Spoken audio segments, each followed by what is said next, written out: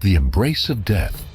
How Stalingrad forced Nazi Germany into a fight for survival. In 1942, World War II reached a critical turning point. After their swift victories across Western Europe, Hitler's forces fixed their gaze eastward, unleashing Operation Barbarossa, the largest military invasion in human history. Millions of German soldiers flooded into the Soviet Union, overwhelming its defenses and seizing vast territories. The Nazi war machine seemed unstoppable, carving a path of horrific destruction that left the world in awe. By mid-1942, Hitler's ambitions grew even bolder. Germany's war efforts were increasingly constrained by its reliance on oil, making the resource-rich Caucasus region his ultimate prize.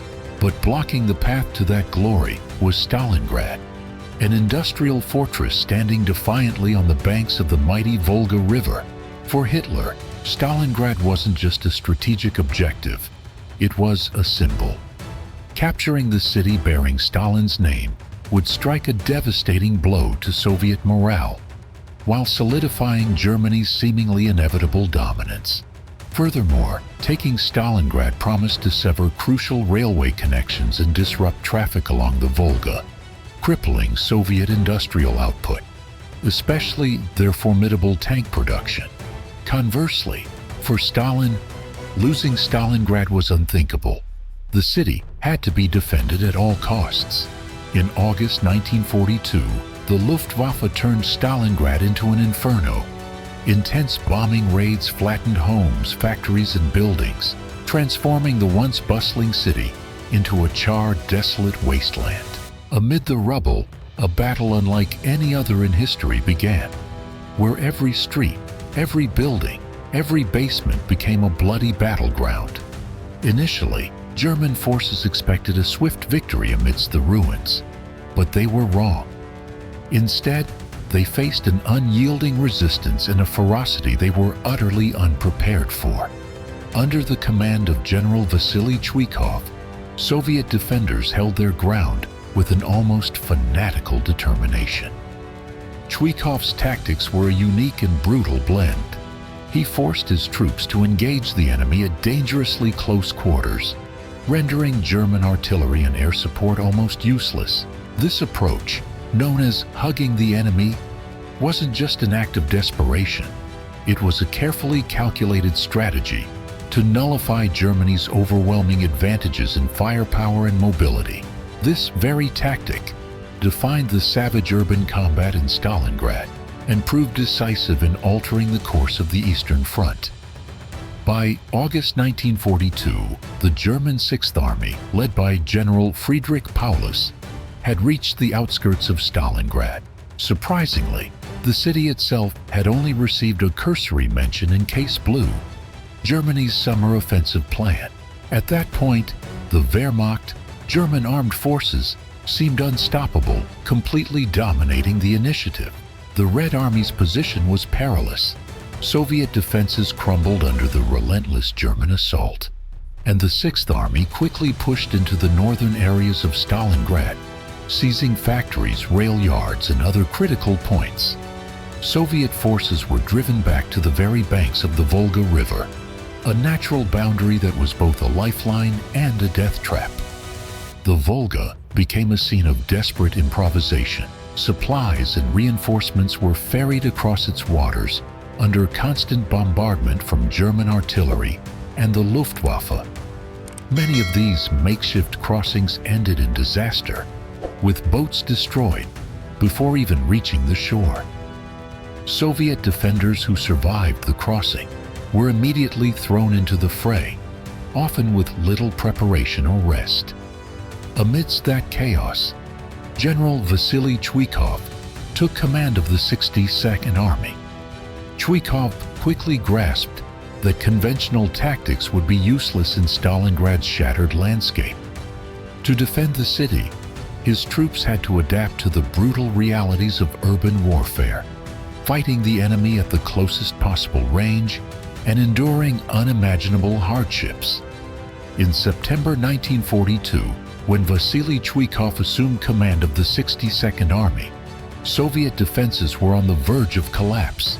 Chuikov's headquarters perched precariously on the west bank of the Volga River, dangerously close to the front lines. The situation was one of unyielding chaos. German artillery and air raids pounded Soviet positions with merciless precision, leaving destruction in their wake. At one point, oil tanks hit by German bombs spilled rivers of burning oil into the trenches, creating scenes of unimaginable devastation. Communication lines were severed so frequently that Soviet high command often had no idea if Chuikov and his staff were even still alive. The ground was scorched, the air thick with smoke, and the skies darkened by ash as soldiers fought in an apocalyptic landscape. Across the Volga, Soviet artillery provided desperate support, but their fire had to be restrained. The close proximity of German and Soviet troops left little margin for error. Chuikov quickly understood the grim reality. The Red Army couldn't hope to match the Germans in open combat. The Wehrmacht's superior firepower, mobility, and coordination were simply overwhelming. To hold Stalingrad, the Soviets would need to redefine the terms of battle. Chuikov's solution was both daring and ruthless. He would force the Germans into a type of warfare for which they were neither trained nor equipped: close-quarters combat. From his embattled headquarters, Chuikov issued a simple yet revolutionary directive. Soviet troops were to fight the enemy at point-blank range, sometimes just a few yards from their positions. Stalingrad's shattered urban landscape made this feasible. Factories, basements, and the ruins of once proud buildings became arenas for knife fights, grenade skirmishes, and brutal hand-to-hand combat. The Germans, unaccustomed to such relentless and intimate conflict, dubbed this urban nightmare Rattenkrieg, or the War of Rats. For the Soviet defenders, the ruins of Stalingrad became a fortress. Every pile of rubble was transformed into a defensive position, every corner a potential ambush. German soldiers found themselves attacked from unexpected angles, from behind walls, from beneath floorboards, or amidst the wreckage of factories. This fighting method gave rise to what Chuikov called hugging the enemy, a tactic that not only nullified Germany's superiority in tanks, artillery, and air support, but also inflicted a heavy psychological toll on the invaders. It was a brutal yet effective strategy, one that would come to define the Battle of Stalingrad and play a crucial role in shifting the momentum on the Eastern Front. The hugging the enemy tactic emerged from sheer necessity. At its heart, it was a strategy of proximity, reducing the distance between opposing forces to mere yards or even less. In conventional warfare, the spacing between combatants, dictated by trenches, artillery ranges, and open terrain, typically ranged from 100 to 200 yards, allowing commanders to coordinate long-range firepower effectively. But Stalingrad's urban chaos completely dismantled these norms. Streets choked with debris, crumbling buildings, and labyrinthine underground passages transformed the battlefield into a fragmented and intimate arena where traditional tactics simply failed.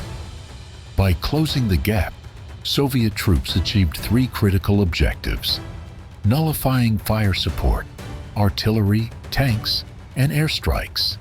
Hallmarks of German superiority became liabilities in close quarters, with Soviet soldiers maintaining such close proximity to enemy positions.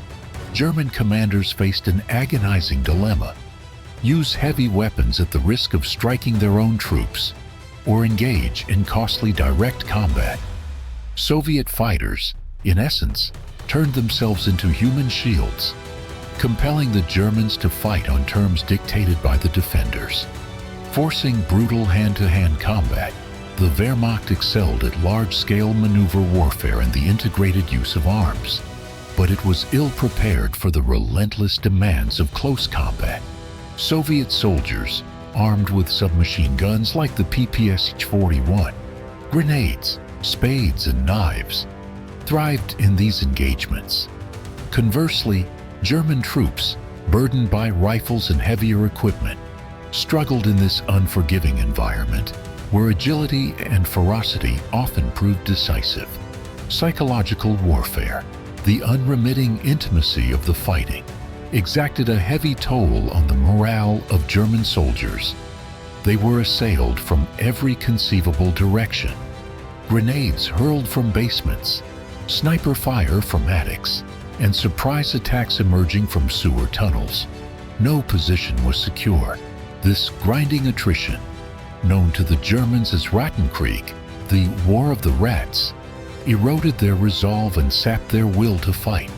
Central to this form of combat was the PPSH-41 submachine gun, a weapon that became synonymous with the Soviet soldier in Stalingrad. Its high rate of fire and reliability in close quarters made it devastatingly effective. Soviet troops would dash through bombed-out streets, closing the distance to German positions and unleashing a torrent of automatic fire and grenades. The fighting was savage and exacted an enormous toll on both sides. Soldiers clawed for control of individual rooms, basements, and staircases in a protracted struggle where victory was measured in inches. General Vasily Chuikov, who orchestrated the defense, encapsulated the essence of this strategy when he famously said, "We hold the enemy by the belt. This way, they cannot destroy us with their artillery or aircraft." This tactic demanded extraordinary courage and ruthlessness from Soviet soldiers. It wasn't a battle of precision or conventional strategy. It was a battle for survival. By hugging the Germans, the Red Army turned the ruins of Stalingrad into an equalizing force. The Wehrmacht's technological and operational advantages were neutralized amid the rubble, while the indomitable will of the Soviet defenders began to shift the tide of the battle. The brutal reality of hugging the enemy played out relentlessly across Stalingrad, transforming entire districts, buildings, and even the sewers into deadly battlegrounds. This wasn't merely warfare. It was survival distilled into its most raw and visceral form. Every soldier, every squad, fought tenaciously for their lives, advancing or retreating by mere inches. One of the most enduring examples of this strategy was the defense of Pavlov's house, a modest four-story apartment block overlooking a critical square. Under the leadership of Sergeant Yakov Pavlov, this unassuming structure was turned into an unyielding fortress. Pavlov and his men barricaded windows with sandbags, set up machine guns to cover every approach, and stationed snipers in concealed vantage points. Daily German assaults, often combining infantry and tanks, were met with fierce resistance. The defenders relied on grenades, submachine guns, and close-range fire to repel the attackers. At times, the fighting grew so intense that soldiers battled within the same rooms, separated only by crumbling walls or doorways. A German officer later described Pavlov's house as a fortress with steel walls. In truth, its resilience was due to Chuikov's strategy. By forcing the Germans into close-quarters combat, the defenders rendered artillery and air support all but useless. The Germans couldn't destroy the building without endangering their own troops. Pavlov's men endured relentless bombardment, hunger, and bitter cold, but their ability to hug the enemy proved decisive in holding this crucial position. Another grim chapter unfolded at the Red October factory, an industrial complex that became a microcosm of the entire battle for Stalingrad. Once a center of Soviet production, the factory was reduced to a chaotic expanse of rubble where Soviet and German soldiers fought over individual machines, stairwells, and catwalks. In some cases, a single room changed hands multiple times in a single day. The intimacy of the fighting bred brutal ingenuity. Soviet troops threw grenades through holes in walls or floors, ambushed German squads from basements, and launched attacks via the city's sewer system. This subterranean combat added a new layer of terror for German soldiers, who described the sewers as hellish labyrinths where the enemy seemed to materialize from the shadows. Amid this urban carnage, Soviet sniper Vasily Zaitsev rose to legendary status. Exploiting the devastated landscape, Zaitsev and his fellow snipers stalked German positions, camouflaged amid the rubble. Their work embodied Chuikov's strategy, fighting so close to the Germans that counter-sniper fire or artillery was rendered ineffective. Reflecting on his deadly craft, Zaitsev remarked, "We snipers had to get as close as possible in this city. It was like hunting in a forest of stone." For the Germans, the psychological toll of such warfare was immense. One soldier wrote despairingly, "The Russians were everywhere.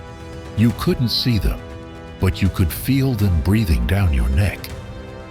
The hugging the enemy tactic transformed Stalingrad into a grinding attritional struggle that devoured the German Sixth Army. What had begun as a campaign of swift conquest had evolved into a nightmarish quagmire. The ruins of Stalingrad negated the Wehrmacht's firepower and technological edge, forcing the Germans into the very type of warfare they were least equipped to fight. More than a tactic, hugging the enemy became a declaration of defiance. With every inch of ground, Soviet soldiers sent a message to their adversaries: "We will fight you wherever you are, no matter the cost." The hugging the enemy tactic wasn't just a desperate measure in Stalingrad. It revealed a truth about warfare that still applies today. Sometimes, close combat can neutralize even the most advanced firepower. In modern conflicts, technology often dominates the battlefield. Drones, precision airstrikes, and artillery allow armies to destroy enemies from miles away. However, hugging the enemy remains relevant, especially in urban warfare, where combatants fight for control of cities and buildings. For instance, in the Vietnam War, the Viet Cong often engaged American forces at extremely close range, knowing that U.S. air support and artillery wouldn't fire for fear of hitting their own troops.